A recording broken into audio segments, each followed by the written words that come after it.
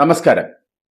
അധികാരം ദുഷിപ്പിക്കുമെന്നും ചക്കരക്കുടത്തിൽ കൈയിട്ടാൽ നക്കാത്തവരായി ആരുമുണ്ടാകില്ല എന്നുമുള്ള പഴയ ചൊല്ലുകൾ അന്വർത്ഥമാക്കി വരികയാണോ ബി എന്നുള്ള കാര്യത്തിലാണ് ഇപ്പോൾ സംശയം. ബി രാഹുകാലം ഗ്രസിച്ചിരിക്കുന്നു. ഇപ്പോൾ എവിടെ തിരിഞ്ഞാലും വിവാദങ്ങൾ മാത്രമാണ് ബി ചുറ്റിപ്പറ്റി നിൽക്കുന്നത്. കഴിഞ്ഞ 12 വർഷങ്ങൾ രാജ്യത്തിൽ അഴിമതിയില്ലാത്ത ഭരണം കാഴ്ചവെച്ച ബി ഇപ്പോൾ അഴിമതിക്കറ പുരണ്ടു തുടങ്ങിയിരിക്കുന്നു എന്ന് സംശയിക്കേണ്ടിയിരിക്കുന്നു. നീറ്റ് വിവാദങ്ങളാണ് ആദ്യം ബി ഗ്രസിച്ചത്.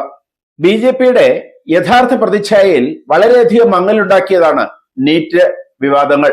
ഒരിക്കൽ റദ്ദാക്കി തുടർന്നു നടന്ന പരീക്ഷയും അതുപോലെ തന്നെ കുട്ടികളുടെ ആത്മഹത്യയുമൊക്കെ രാഷ്ട്രീയമായി ബി ഒരുപാട് ദോഷം ചെയ്തു. ഇപ്പോഴിതാ ബി വരിഞ്ഞു മുറുക്കുന്നത് അയോധ്യ വിവാദങ്ങൾ തന്നെയാണ്. ഒപ്പം മധ്യപ്രദേശ് മുഖ്യമന്ത്രി മോഹൻ യാദവിന്റെ കുംഭകോണവും. വിവിധ സംസ്ഥാനങ്ങളിലും കേന്ദ്രത്തിലും ബി അധികാരത്തിലേറുന്നതിന് വലിയൊരു പങ്ക് വഹിച്ച പേരാണ് അയോധ്യ. എന്നാൽ അതേ അയോധ്യ ഇന്ന് ബി തിരിഞ്ഞുകൊത്തുകയാണ്. അടുത്ത വർഷം നടക്കുന്ന യുപിയിലെ നിയമസഭാ തെരഞ്ഞെടുപ്പിൽ ബി വൻ പ്രതിരോധത്തിലാക്കിയിരിക്കുകയാണ് അയോധ്യയിലെ കാണിക്കക്കൊള്ള.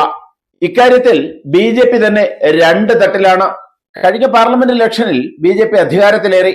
പക്ഷേ ബി വലിയൊരു ഷോക്കായിരുന്നു അയോധ്യയിലെ പരാജയം. അവിടെ SP സമാജ്വാദി പാർട്ടിയാണ് വിജയിച്ചത്. അതേ അവസ്ഥ ഇപ്പോൾ ഉത്തർപ്രദേശിൽ മുഴുവൻ ബാധിക്കുമോ എന്നുള്ള ഭയാശങ്കയിൽ തന്നെയാണ് ബി നടത്തിപ്പുകാർ തന്നെ കാണിക്കയായി വന്ന സ്വർണവും പണവും വെള്ളിക്കട്ടികളും അപഹരിച്ചു എന്നുള്ള വിവാദം കുറച്ചൊന്നുമല്ല ബി ഉലയ്ക്കുന്നത്. എന്നാൽ ഈ വിവാദം വന്നപ്പോൾ ആ വിവാദത്തെ ഒതുക്കാനല്ല മുഖ്യമന്ത്രിയായ യോഗി ആദിത്യനാഥ് ശ്രമിച്ചത്. അതിന് SIT അന്വേഷണം പ്രഖ്യാപിച്ചു. അന്വേഷണത്തിൽ വലിയ കൊള്ള നടന്നു എന്ന് തന്നെയാണ് അന്വേഷണ റിപ്പോർട്ട്. ഈ വിവാദം ഒതുക്കാൻ ശ്രമിച്ചിരുന്നുവെങ്കിൽ ഇതിനെ എതിർക്കുന്ന ബി വലിയൊരു വിഭാഗത്തിന് പരവതാനി വിരിക്കുന്നതാണ് എന്ന് മനസ്സിലാക്കിയ യോഗി ആദിത്യനാഥ് അന്വേഷണം പ്രഖ്യാപിച്ചു.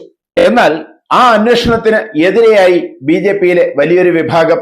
എന്നാൽ SITയുടെ റിപ്പോർട്ട് കാണിക്കക്കൊള്ള നടന്നു എന്ന് തന്നെയാണ്. അത് ബി വലിയൊരു ബാധ്യതയായി, ബി വലിയൊരു തിരിച്ചടിയായി, ഒഴിഞ്ഞു നിൽക്കാനാവാത്ത സ്ഥിതിയായി മാറിയിരിക്കുകയാണ്. ബാബറി മസ്ജിദ് പൊളിക്കുന്നതിനായി കാലങ്ങളോളം യുദ്ധം ചെയ്തത് ബി ആണ്. കോടതിയിൽ പോരാടിയത് ബി ആണ്. ബാബറി മസ്ജിദ് പൊളിച്ചതിന്റെ ഗുണം പൂർണ്ണമായി അനുഭവിച്ച പാർട്ടിയാണ് ബി 2020 ബാബറി മസ്ജിദിന്റെ ശിലാന്യാസം നടന്നപ്പോഴും 2024 പ്രാണപ്രതിഷ്ഠാ ചടങ്ങിൽ യജമാനായതും നരേന്ദ്രമോദിയാണ്. അയോധ്യയുടെ എല്ലാ ഗുണങ്ങളും ഏറ്റുവാങ്ങിയ ബി ഇപ്പോഴുണ്ടാകുന്ന ആരോപണത്തിൽ നിന്ന് മാറി നിൽക്കുക സാധ്യമല്ല.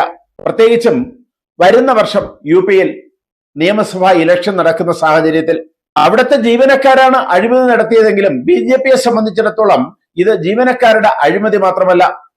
ബി എന്ന രാഷ്ട്രീയ പാർട്ടിയുടെ തങ്ങൾക്ക് വളർച്ചയ്ക്ക് സഹായിച്ച അയോധ്യ എന്ന പ്രശ്നത്തിൽ ബി എന്ന് പറയുന്ന രാഷ്ട്രീയ പാർട്ടിയുടെ വിശ്വാസ്യതയെ ചോദ്യം ചെയ്യുന്ന ഇടപാടാണ്. അതുകൊണ്ട് തന്നെ ഇതിന് മറുപടി പറയേണ്ടി വരുന്നതും ബി തന്നെയാണ്. ഒപ്പം തന്നെ യുപിയുടെ മുഖ്യമന്ത്രി യോഗി ആദിത്യനാഥും. യോഗി ആദിത്യനാഥ് ഇവിടെ കളമറിഞ്ഞു തന്നെ കളിക്കുകയാണ്.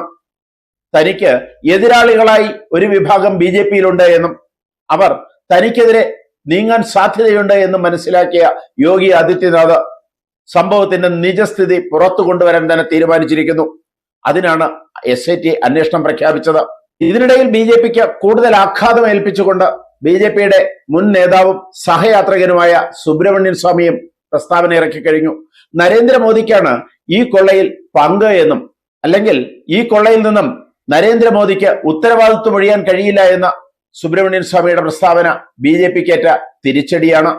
ഇതിന്റെ അലയലികൾ തുടരുന്നതിനിടയിലാണ് മധ്യപ്രദേശ് മുഖ്യമന്ത്രി മോഹൻ യാദവിന്റെ ഭൂമി കുംഭകോണ കേസുകൾ പുറത്തു വരുന്നത്. മുഖ്യമന്ത്രിയും ബന്ധുക്കളും ചേർന്ന് 360ഓളം ഏക്കർ ഭൂമി കണ്ണായ സ്ഥലത്ത്, പ്രധാന സ്ഥലത്ത് വാങ്ങിക്കൂട്ടിയെന്നാണ് ആരോപണം. അതും വില കുറച്ച് കാണിച്ച്. 12 വർഷത്തിലൊരിക്കൽ നടക്കുന്ന മഹാകുംഭമേള, അതിനു മുന്നോടിയായി ഉജ്ജയിനിയെ വാണിജ്യ വ്യവസായ നഗരമാക്കി മാറ്റുന്നതിനുള്ള കരുനീക്കങ്ങൾ മധ്യപ്രദേശ് സർക്കാർ നടത്തുകയാണ്. അതിന് ചുറ്റുപാടും വരുന്ന ഭൂമികളാണ് മുഖ്യമന്ത്രിയും ബന്ധുക്കളും ചേർന്ന് വാങ്ങിക്കൂട്ടിയത്.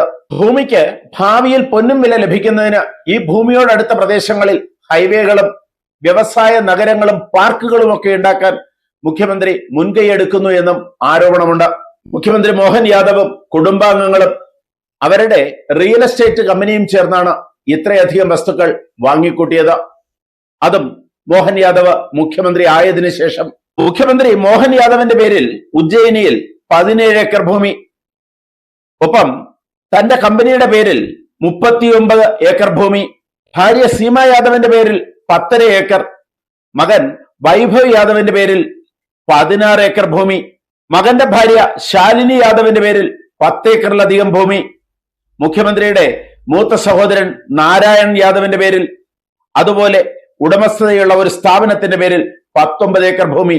അങ്ങനെ ഏകദേശം 330 ഏക്കറോളം ഭൂമി മോഹൻ യാദവും കുടുംബാംഗങ്ങളും വാങ്ങിക്കൂട്ടിയെന്നാണ് റിപ്പോർട്ട്. ഇതൊക്കെ BJPക്ക് ഭാവിയിൽ ഉണ്ടാക്കാവുന്ന തിരിച്ചടികൾ ചെറുതല്ല. അഴിമതിരഹിത പാർട്ടി എന്ന ലേബലിൽ നിൽക്കുന്ന BJPക്ക് ഇതൊക്കെ വൻ തിരിച്ചടിയാണ്. മറ്റേതൊരു പാർട്ടിയും പോലെ തന്നെ അഴിമതി കാണിക്കാൻ അവസരം കിട്ടിയാൽ അഴിമതി കാണിക്കുന്ന പാർട്ടിയാണ് BJP എന്ന ലേബൽ വന്നു കഴിഞ്ഞാൽ വീണ്ടും ഒരു ഊഴത്തിന് കാത്തിരിക്കുന്ന നരേന്ദ്രമോദിയും പിന്നാലെ എത്താൻ സാധ്യതയുള്ള അമിത്ഷായ്ക്കുമൊക്കെ ഇത് തുടർഭരണം വെറും സ്വപ്നമായി മാറുന്ന അവസ്ഥയിലേക്കാണ് മാറുന്നത്. കൂടുതൽ വാർത്തകളും വിശേഷങ്ങളുമായി ഉടൻ ദയവായി ഈ ചാനൽ സബ്സ്ക്രൈബ് ചെയ്യുക.